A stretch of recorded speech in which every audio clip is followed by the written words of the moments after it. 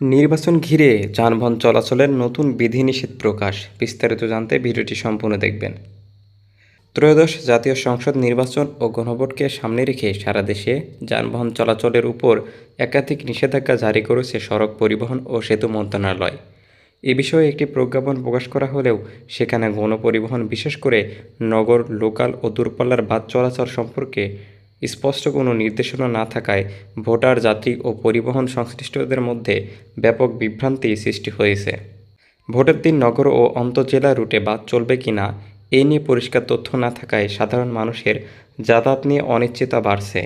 গত 2 ফেব্রুয়ারি সড়ক পরিবহন ও মহাসড়ক বিভাগের উপসচিব আল আমিন মোহাম্মদ নুরুল ইসলামের স্বাক্ষরিত প্রজ্ঞাপনে জানানো হয়, আগামী 12 ফেব্রুয়ারি ভোটের দিন ট্যাক্সিক্যাব, পিকআপ, মাইক্রোবাস ও ট্রাক চলাচল বন্ধ থাকবে। এ নিষেধাজ্ঞা কার্যকর হবে 11 ফেব্রুয়ারি রাত 12টা থেকে 12 ফেব্রুয়ারি রাত 12টা পর্যন্ত। পাশাপাশি 10 ফেব্রুয়ারি রাত 12টা থেকে 13 ফেব্রুয়ারি রাত 12টা পর্যন্ত মোট 72 ঘণ্টা সারা দেশে মোটর সাইকেল চলাচল সম্পূর্ণভাবে বন্ধ থাকবে।